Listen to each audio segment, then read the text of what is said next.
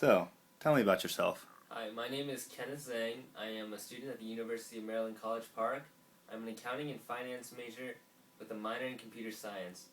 I'm part of the scholars program, the business, society, and the economy, and I am bilingual in both English and Chinese. I'm also part of the university swim team here. That's interesting. Tell me more.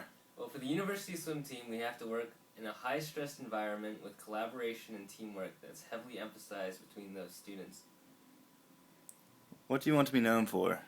I want to be known for as someone who's culturally diverse and known for my drive to succeed. Tell me about a creative approach you took to solve a problem. How did you come up with this approach? Did you consider other options? Well, the finals week of last year, there was a lot of things going on at the same time, and I always had trouble remembering things. So before I went to sleep every night, I would flip my chair on its legs. So when I wake up in the morning and I look at my chair, I wonder to myself, why is that chair flipped upside down? And then I think, and then I remember what I was supposed to remember, and yeah. Tell me about a time when you had the lead role in managing a student project. Well, for my anthropology class this year, we had to conduct our own personal ethnographies, which is a study about a group of people, and it's very specific. And for my ethnography, I chose to study a group of foreign students who could not speak English well. And the way I did that, I had to manage the times we had to meet and the environment we had to sit in to open a friendly, amicable place where we could all speak freely. Tell me about a difficult decision you made in the last year. Well, last year, my first week of midterms, and it was my first group of midterms, there were two midterms that ended up piling together on the same day, and I had to prioritize studying over one over the other. And I ended up studying for the one that I needed more studying for, and I ended up doing well on one and not so well on the other. And how that affected me was, in the future, I ended up studying for tests earlier so the same mistake won't happen. How have you worked to achieve your own professional vision? Well, as a declared accounting major this year, after receiving enough credits from my college classes, I decided to apply for an audit internship at Koch Insurance Company here at College Park, Maryland. Please describe two situations for me.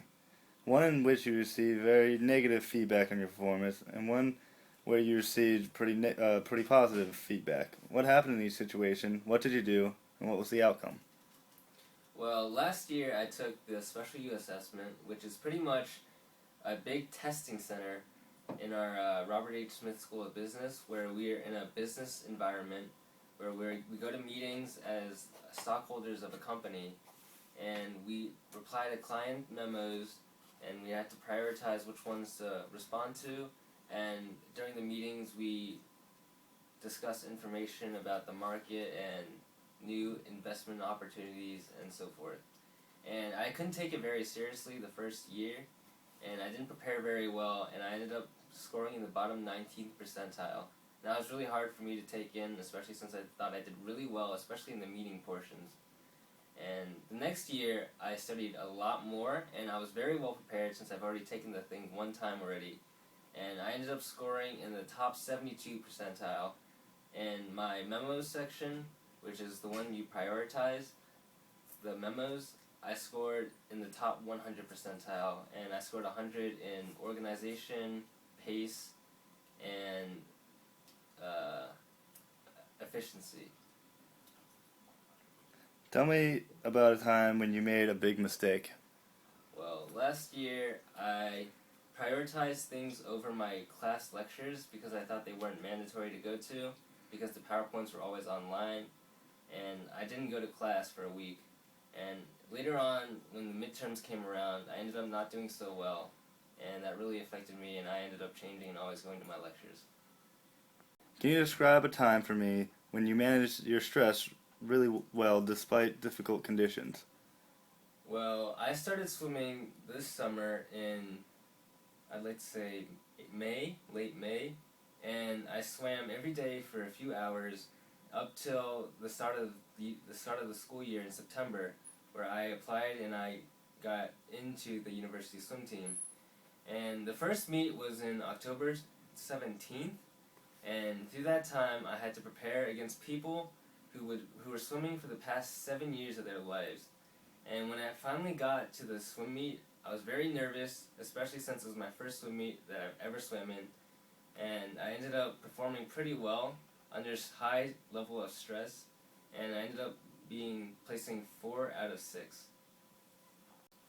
Describe a situation when you had to give feedback to someone for being demotivating to a person or team.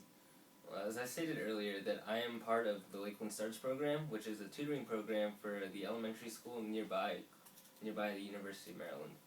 And every week on Wednesday, my tutee is always getting distracted by this other kid named Guy, and he would always come and distract Juan, who was my tutee, from his homework and other things, and I had to slowly and patiently tell Guy to lay off and let Juan finish his homework before he could actually start to play.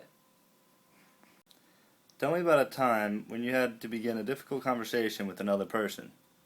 Well, again from Lakeland Stars, my tutee, Juan, his first language isn't English, so there's this barrier between me and him in the way we communicate, and sometimes that gets in the way of simple things like English and writing sentences, especially when it comes into his grammar homework. We have to draw pictures and stuff to work around his language barriers. Tell me about one of the toughest groups that you've had to work with. What made it difficult, and what did you do? Well, last year in my first Scholars Business class, BMGT 110S, we were assigned a group to work on Globus. And Globus is a giant project where you design cameras and you control the logistics of the entire global market. And what you would do is you would adjust your camera settings every year, and which is weeks in the actual reality. And every year you would readjust your camera prices, and you would compete with other students from that group, or from that class, and you would see who ranks the highest.